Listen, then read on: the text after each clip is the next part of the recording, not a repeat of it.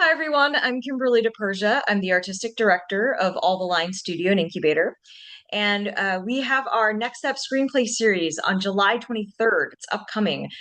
This time, instead of doing a solid feature, we are doing 12 different scenes from 12 different screenplays. So you get a taste for all these different writers and stories. So this is part of our writer interview series.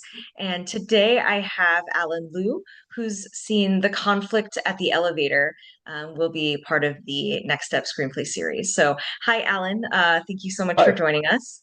Yeah. So, it's nice to meet yeah. you. So, tell us a little bit about the overall premise of your overall screenplay. And I know outside of the scene for that.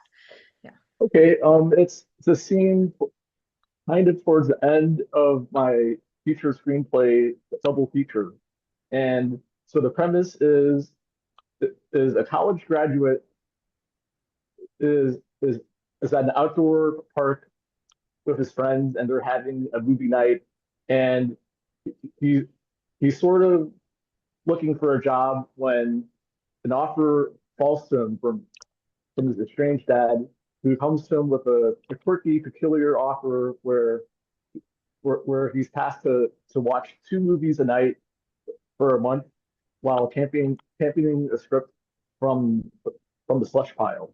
And so it's inspired off of the movie Brewster's Millions, which I saw this morning, and it's a very funny and silly, absurd movie. And this one's slightly different in tone, where there's some humor, but also of like drama. But basically, it's like he's tossed into this world that he, he doesn't quite fully understand, and so he's thrown into these challenges, and he's sort of having to navigate through them. Wow, that's wild. That is very, very wild. So you touched a little bit on the inspiration, but can you talk more about what inspired the full screenplay? Um, Oh yeah, so the initial premise was Brewster's Millions for cinephiles. And then I thought from my own experiences and from my observations as a writer and sort of slowly incorporated them.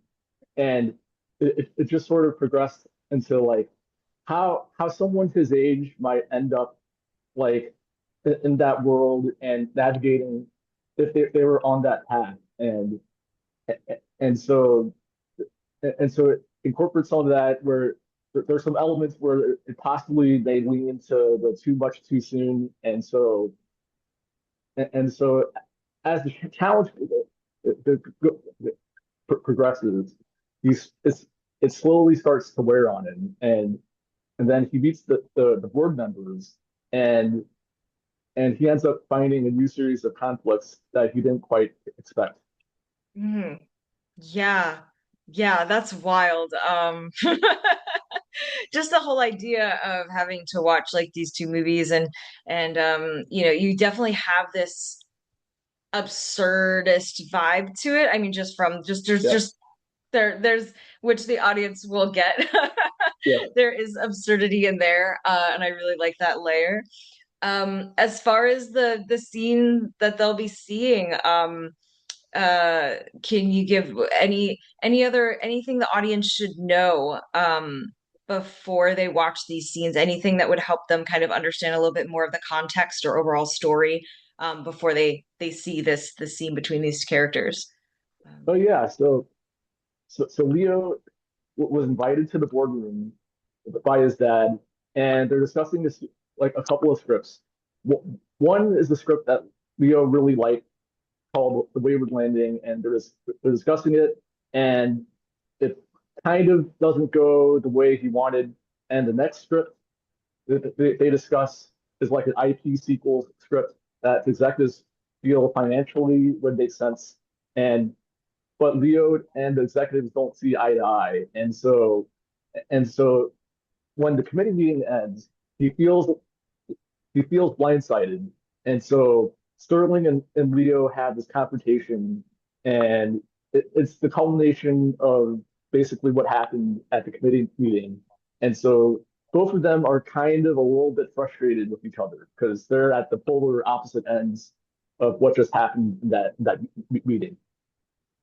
Ooh, that's great. Yeah, Yeah, there's such opposing forces between those two characters, between Sterling and Leo, and it's just it's a really power it's a definitely conflict. yeah. So fantastic. Just one more question I just had. So can you tell a little bit more about the move the inspiration source? Because I'm not really that familiar with it. It's Buster Millions or um Brewster's Millions. Brewster's So Millions. Yeah. yes, so it's an old 1985 sort of movie starring Richard Pryor and John Candy, and so it actually starts off with he's a minor league baseball pitcher, and he finishes up a baseball game and they go to a bar, but then something goes wrong where they land in jail and they're unable to pay for their finances or for a lawyer when a mysterious guy shows up and says, I can pay for your lawyer. And then it turns out you had this long lost great uncle and he's thrown into to this challenge where he's given $30 million, but he must spend every single penny for over the course of 30 days in order to inherit 300 million. But if he fails the challenge, he would go broke. And the idea would be in that movie was he had to spend every single penny and only keeps the clothes on his back. Wow. Wow. Okay. So like, wow, that's a premise. I feel like that would be very easy in this economy though. I feel like today Yeah, you're like $30 million. I could yeah, spend that in an hour.